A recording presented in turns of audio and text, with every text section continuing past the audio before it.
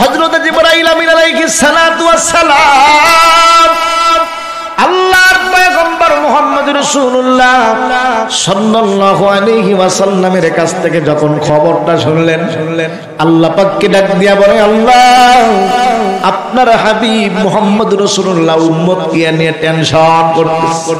উম্মতের হায়াত কম থাকার কারণে আমল হবে কম। এই জন্য আমল যদি কম হয় তাহলে তাদের এরকম ভাবে সম্মান হবে কম। এই জন্য নবী আপনার উম্মতকে নিয়ে টেনশন করছে রে আল্লাহ। হযরত জিবরাইল আলাইহিস সালাতু ওয়াস সালাম কে আল্লাহ ডাক দিয়া বলে, জিবরাইল আমার মায়ার নবী মুহাম্মদ রাসূলুল্লাহকে জানায়া দাও, ও নবী টেনশনের কোনো কারণ নাই, চিন্তার কোনো কারণ নাই।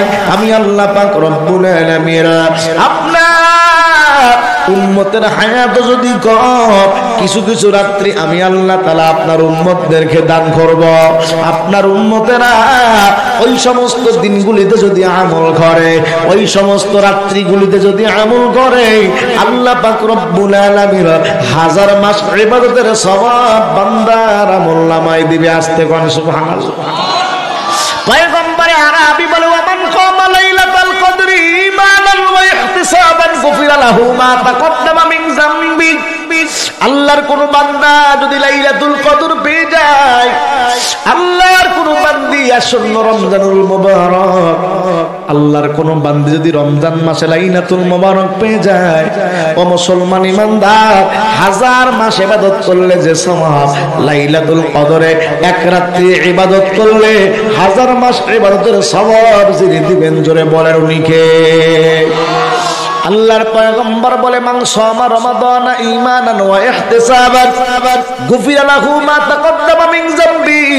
ও পয়গম্বর, উম্মতদেরকে আপনি জানায়া দেন, রমজানুল মুবারক আমলের মাস। আপনার কোন উম্মত যদি রমজানুল মুবারকে একদিনে রোজা রাখে, আমি আল্লাহ পিছনের সমস্ত সগীরা গুনাহগুলোকে maaf করে দিব। কোন সুবহানাল্লাহ।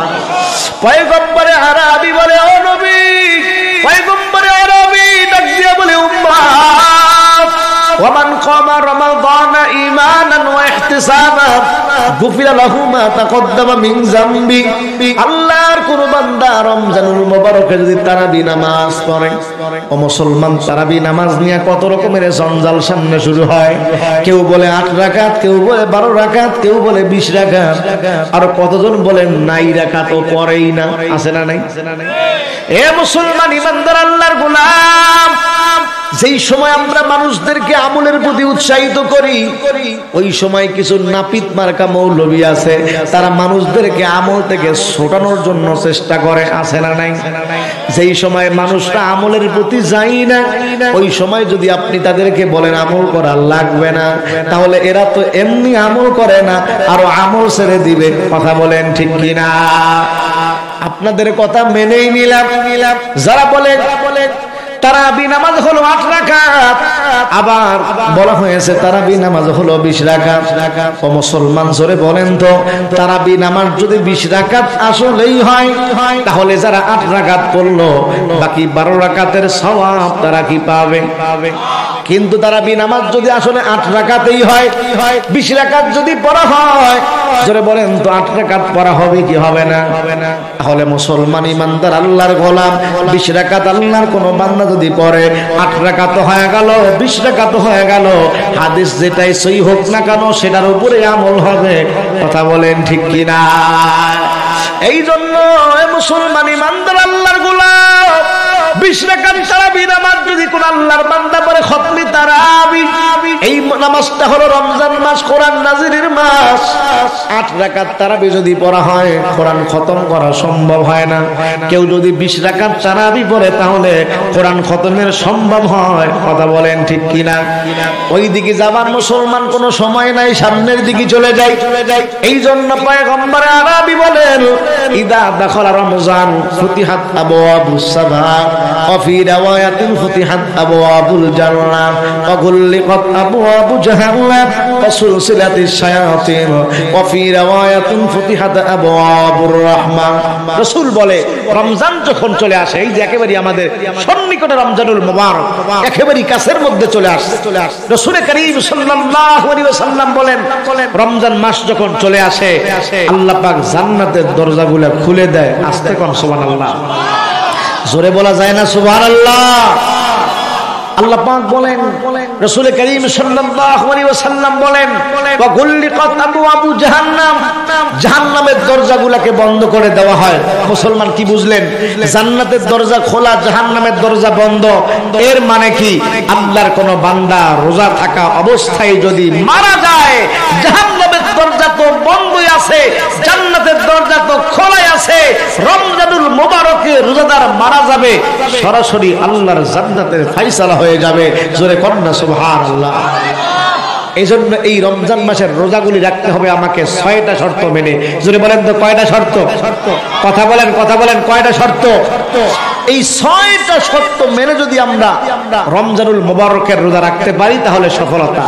আর যদি এই 6টা শর্ত না মানতে পারি তাহলে রোজা শুধু রোজাই রাখবো, আমরা মুত্তাকি হতে পারবো না। আল্লাহ তো বলেছে লাআল্লাকুম তাত্তাকুন, রোজাকে ফরজ করা হয়েছে এজন্য যাতে করে তোমরা মুত্তাকি হতে পারো, তাকওয়া ওয়ালা হতে পারো, আল্লাহ পাকের বন্ধু হতে পারো। জোরে কন্না সুবহানাল্লাহ। তো রমজানুল মুবারকে রোজা রাখার মাধ্যমে আল্লাহ পাকের বান্দারা মুত্তাকি হতে পারে। কিন্তু শর্ত হলো কয়টা শর্ত মানতে হবে? 6টি শর্ত। লক্ষ্য করেন সবাই, আমার পর্দার অন্তরে মা বোনেরা যারা আছেন গভীরভাবে লক্ষ্য করেন। আসন্ন রমজানুল মুবারক একেবারে আমাদের কাছে, একেবারে আমাদের কাছে চলে আসছে। একটা বছর পরে আবারও চলে আসলো। এই রোজাগুলি যে আমরা রাখবো, এই 6টা শর্ত অবশ্যই খেয়াল রাখতে হবে। যে যেখানে আছে মাইকের আওয়াজ যাদের কান পর্যন্ত যাচ্ছে সবাইকে বলছি দিলের কান দিয়ে ছড়ে। 1 নম্বর, চোখের হেফাজত করার জোরে বলেন তো দরকার আছে না নাই? জবানের হেফাজত করার জোরে বলেন দরকার আছে না নাই? কানকে হেফাজত করার জোরে বলেন দরকার আছে না নাই? 1 নম্বর চোখের হেফাজত, 2 নম্বর কানের হেফাজত, 3 নম্বর জবানের হেফাজত, 4 নম্বর সমস্ত অঙ্গ প্রত্যঙ্গের হেফাজত। কেউ যদি রমজানুল মুবারকে রোজা রাখে আবার এই 2 চোখ দিয়ে বেগানা নারীর দিকে তাকায়, রমজান মাসে রোজা রাখে আবার যুবকেরা মোবাইল বের করে যাই ইচ্ছা তাই দেখে, রোজা কি আপন অবস্থায় থাকবে? কথা বলেন থাকবে? রোজার মধ্যে দুর্বলতা চলে আসবে। ও মুসলমান, তাকওয়া অন্তরের মধ্যে ঢুকবে না।